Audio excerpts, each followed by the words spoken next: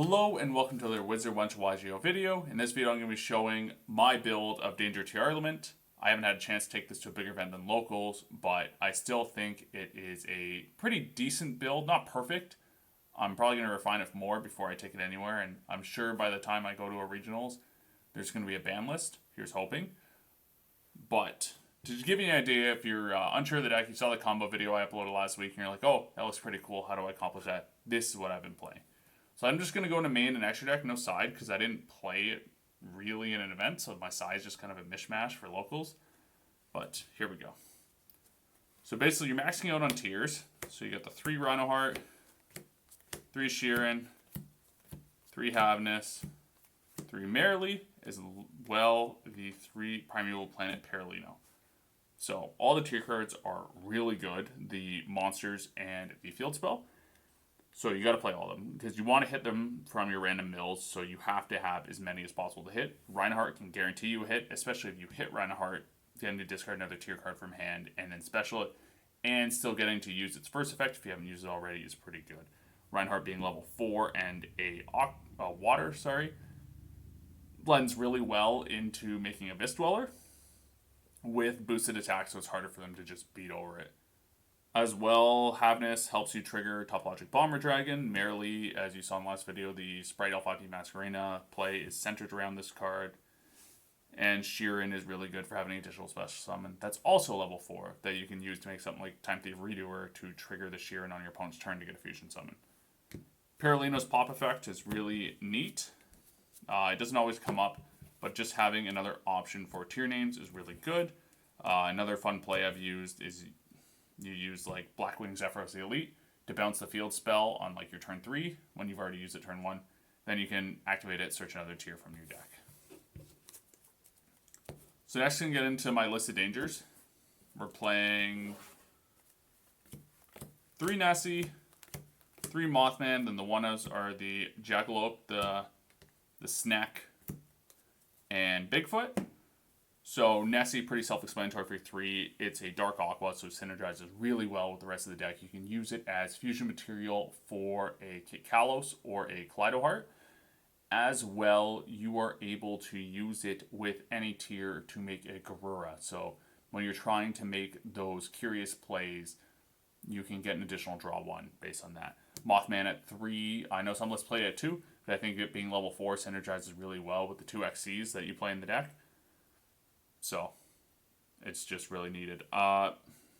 Snack and Jackalope, both really good because even if you hit them on their effects, you still get to summon. So that just gets you to a Curious really easy. And then Bigfoot was just, I wanted one more danger. It was between this and Chupacabra, but I felt Bigfoot being able to out certain floodgates can be really useful as well. Like getting rid of a TC Boo or something like that.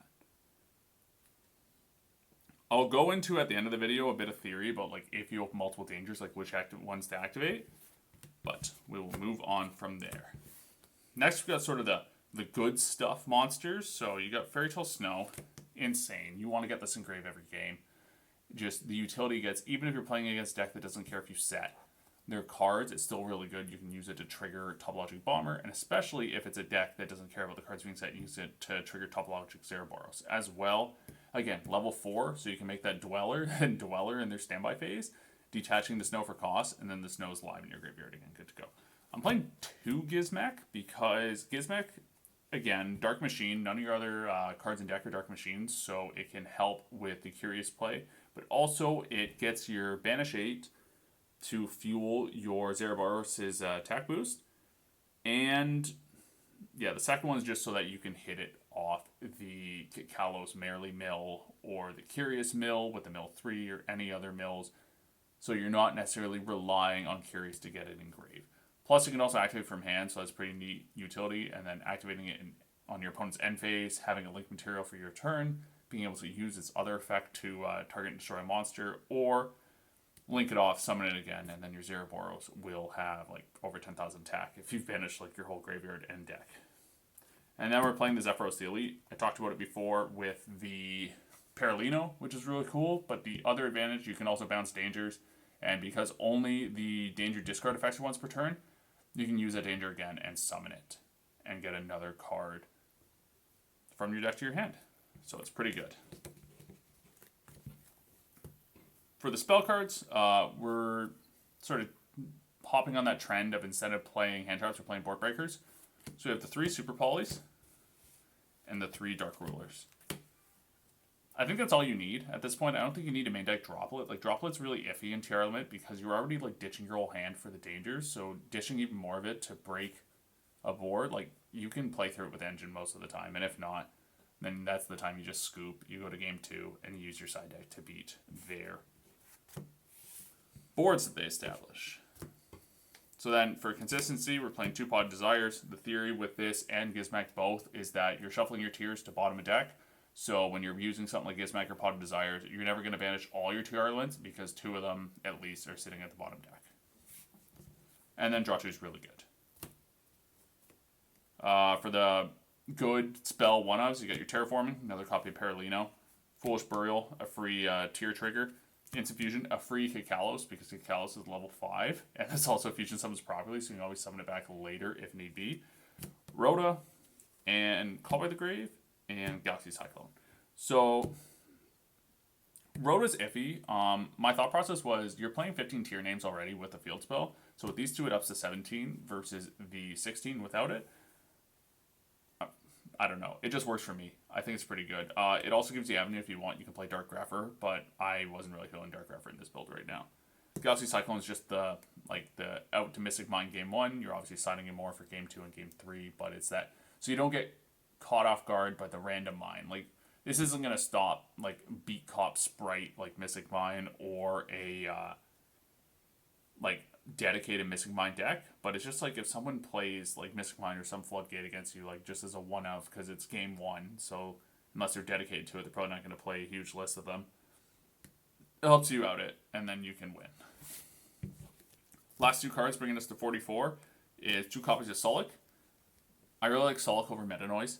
I know Meta Noise lets you mill from deck, and that's neat and all, but like by the time with Danger Tier your turn's done and you've Gizmac like once or twice, you have like 8 cards left in deck. So you don't really need 7 to deck. This can help you play through Dark Ruler no more as well, because continuous traps, you can activate them and then not activate their effects right away, which is pretty neat. So then you can chain whatever you need to get bigger monsters on board with IP Masquerena or Sprite Elf, for example. And then in that case, you're also making this Sullic alive because you're going to have Tearlaments on board. Then you can also do fun stuff like sending Collide Heart from Field to Grave and then trigger Collide Heart effect and get fusions and go off. Effect negation is really good.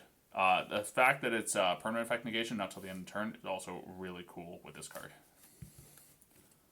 So that's the main deck. I know I rambled a bit, but hopefully you're able to follow what the contents were. Now let's get into the extra deck. So we're just playing 6 fusions. So it's the double Kikalos and the Reinhardt for the tier fusions. I don't think you need more than 1 of these.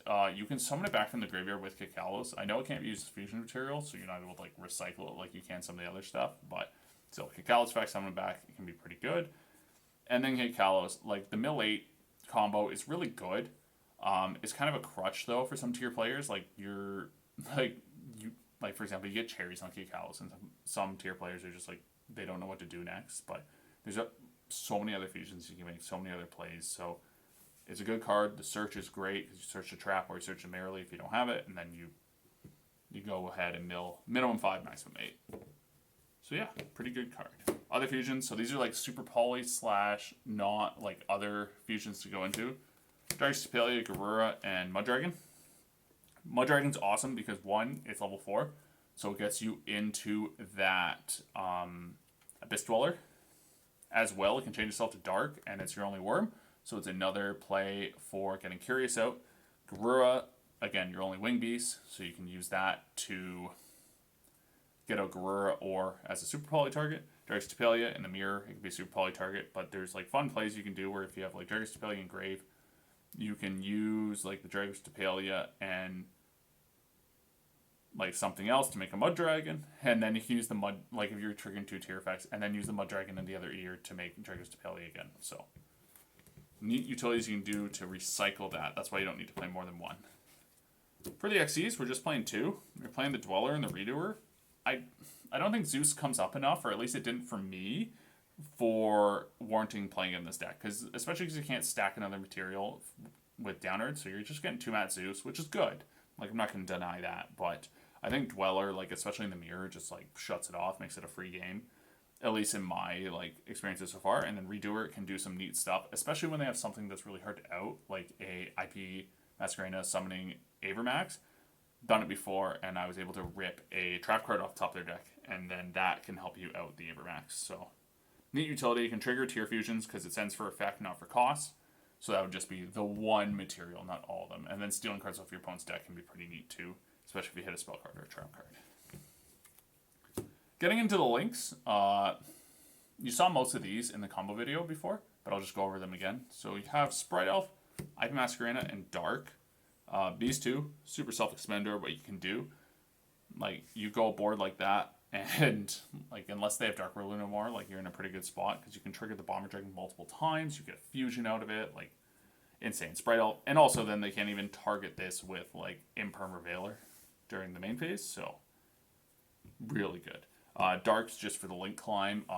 What's really funny for tier players who forget to like get the Kikalis out of their graveyard after their turn, Kikalis activates on special summon, not fusion summon, so Dark summoning it back, you're going to get Search a Tier. So that's really good utility. I've seen some players who will also play a small Sprite package, and then Dark lends to that as well, because you summon back their Sprite Blue, and then you're searching cards. So interesting thing to explore. I just prefer it as a link climb, and then with the mirror match having that interesting interaction with Kit Kalos. Next, you got Curious. Curious is insane. You get the mills. You get a specific mill. Like, and then if it somehow gets stuck on board, it's fun that you can trigger it. Like you go Elf Summon Merrily, and then you're milling 3, and then Curious has 3 more on Resolution of Chain. So you have even more options to hit tier effects on your opponent's turn. For the Link 4s, you got the 2 big Topologics. They're good at different things. Basically dealing with monsters, dealing with back row. And then I'm playing the Appaloosa as well. I like Appaloosa because if you have the Curious stuck on board and you get another material, you get the 2 negate Appaloosa, which isn't that strong, but you can force battle phase. And then as well, you can, if you have that along with the Elf and the IP, they try and stop the Elf IP combo, barring like Droplet or Dark Ruler. You can just use Appaloosa to negate the attempts. So, Bomber Dragon, I feel, good dealing with monsters. Zeroboros, good with Spell Trap, but Zeroboros also really good for the OTK. Don't forget that Bomber's effect is only, well, I think both of them, yeah, they're only for special summoning. So I've had plays where I had like a Bomber and I normal summon a Merrily to turn both into a Sprite Elf so I could link climb to get to Zeroboros.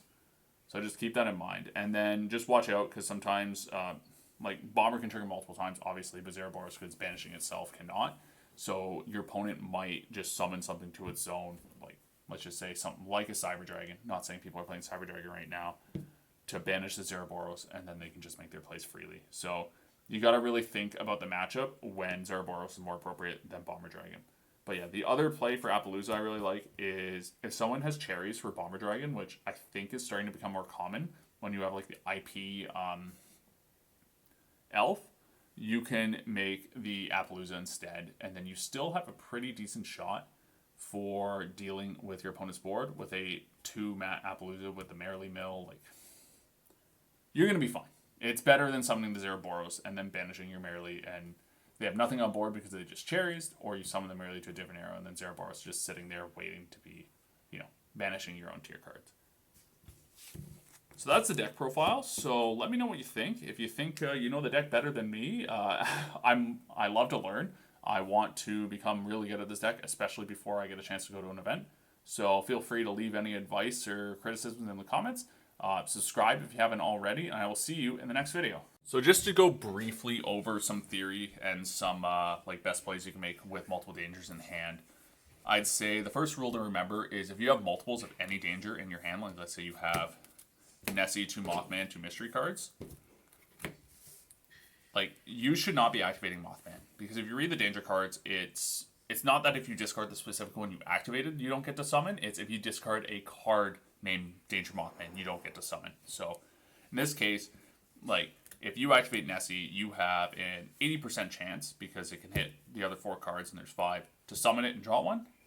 You have a 20% chance of hitting itself, which means you just get another danger in hand, which does Tsushinoko Jackal.